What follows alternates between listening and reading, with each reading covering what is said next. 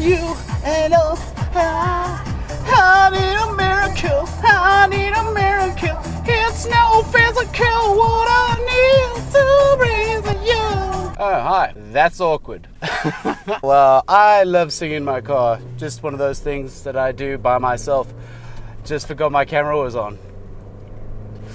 Anyways, I get a lot of questions about how I got into the gaming industry, because it is a very niche industry in South Africa, obviously. Only a few places where, I mean, obviously it's more distributor based. We don't have any publishing houses down in South Africa. We do have developers. We do have a couple of development studios, very indie developers. So I thought I'd take this opportunity because there's not too much news happening at the moment. Well, there's lots of news, but I can't talk about any of it. Maybe next week.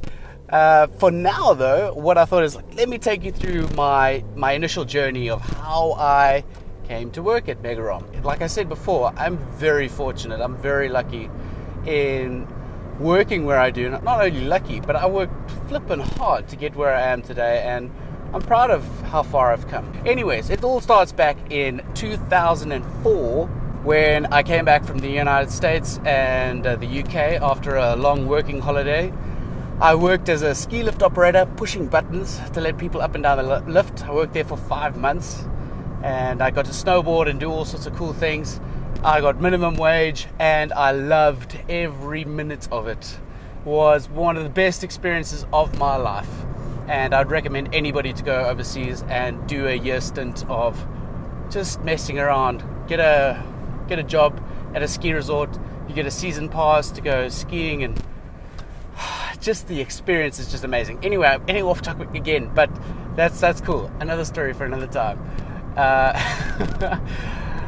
Well, what happened to me in the UK is I couldn't get it was about the time where you actually had to get a visa to work in the UK. So I didn't have one, so I literally stayed in the UK. I just traveled around the UK for 3 months. Most of it I spent on my brother's couch, pondering the day. I got really fat and chubby. It was horrible. Oh. But I sat there sitting on a couch because I literally didn't know what I was going to do with my life. I couldn't get a university exemption. I got a C aggregate at the end of school, and believe you me, I hated school in terms of the academic side of things. I'm not an academic person. For some reason, words and numbers just don't stick with me. Although I was exceptionally good at art and computer science. Those were my only two saving graces in school. But they didn't hold me much stead when I wanted to go to university. So university said, sorry, you can't go to university. Go do something else. So I did post-matric, which was equally as fun. And I finished top of my class there anyway. So suck it. I did my stint in the UK, and I was sitting on a couch going, what the fuck am I going to do with the rest of my life? I had no idea. I almost drove myself to a depressive state where I just couldn't take it anymore. But I came back to South Africa with this determination that I wasn't going to fail. I needed to do something with my life. So I said, you know what, I got excellent IT skills. I have this father who's an entrepreneur by nature. So there was a lot of pressure on his side to take over the family business, which I couldn't stand. It wasn't something that I wanted to do, and I'm very one of those people who must enjoy my job. I don't want to wake up every morning hating the work I'm doing. I started my own company. I called it Hive Entertainment, and what I basically did is I created home theater systems for people, custom solutions. It was that time period where home theater systems were just coming in, those set-top boxes where you could record your TV series, that sort of scenario. And then it was a time when I think it was 2005, HD TV started coming into South Africa, and then obviously PVR kind of killed me a little bit as well, because obviously it was doing all the functionality that I wanted it to do. So PVR came in, HD TVs came in, so I started shifting my focus into the HD TV, and that's about the time when Xbox 360 came into the country as well. Because I knew about HD, and I knew about the consoles, the power and all that sort of stuff, and I went to Acer at the time because they were one of my business contacts, and I went to them and I said, look, I want to show off your HD TV screens at this awesome show called Rage. That's where all the techno is. It's a great platform to launch all your screens. And they didn't kind of believe me, so I came in there with my my Xbox 360 and I plugged it in to one of their screens. Let me show you what your screen is capable of. Because they had no idea. Because there was no HD platform to show off HD, except for the Xbox 360. So I brought my console in, I plugged it in, and I switched it on and I showed them a game and I showed them the graphics, and I was like, this is what your screens are capable of. And they were just like, oh my word, that is unreal. They couldn't believe the quality. And I would turn around and said my best line ever. I said, well, I'm glad you are so impressed with your screens because I haven't even turned the HD on. I hadn't even turned the HD switch on the Xbox 360. I switched it on to HD setting. They literally gave me, they said to, like straight after me, listen, we're going to give you 8 screens. Do whatever the hell you want. Take 8 of our screens, take them and go. Take them and go. So I took the 8 screens and I had an agreement with one of the retailers at Rage to show them off there. And I went to Rage, I went to the retailer that I was setting up stuff with, and I said, okay, let me set up your retail shop with the screens and everything like that. And then at the end of it, he came back to me. He was really apologetic. He's like, he's really sorry, but he just doesn't have the space for my screen. And he pointed me in the direction of this guy at Megarom. He's like, you know, I know this guy at Megarom on the show floor. He's desperately looking for screens. I'm sure he'd be very grateful if you went up to him. So I went up to this guy, Jason Boria, my marketing director now.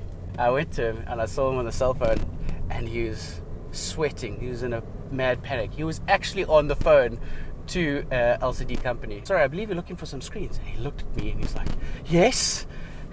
And I said, I have 8 if you'd like them. And I think he would have literally broke down and kissed me, but he didn't, which was good.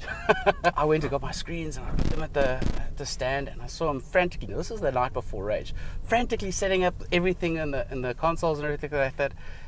I looked at him and I said, "Are you going to be ready in time?" He's like, I don't know. It's like his pupils were dilated. I think he was in a mad panic to try and set it up. So I said, "Look, let me help you set up everything." And I sat with him until like something like 3 o'clock in the morning, setting up the screens, making sure everything was ready for him, all that sort of stuff. We made it in time. Everything was great, and he took me out for a beer after. And then after that, you know, Rage was a great success for me and for him. I was doing too much business. I did a couple of things wrong, but you know, you live and learn. Eventually, I did more promotions for him. I did a couple of game launches for him, and then after a while, I got outsold by the bigger guys. They were taking my quotations, which were really cheap at the time, you know, because I was really hungry for the business.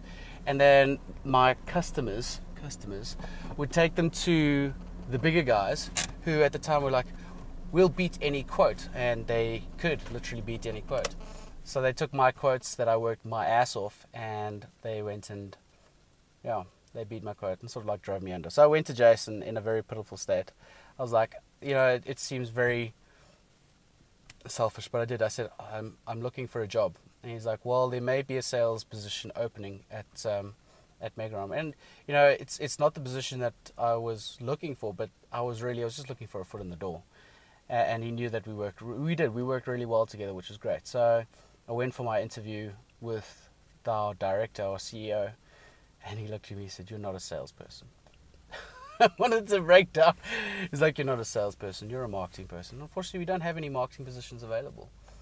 I tell you what, I was just like, you can't do this to me. I was heartbroken. I left that place. And I went for a couple of interviews after that, you know, because they were looking for somebody.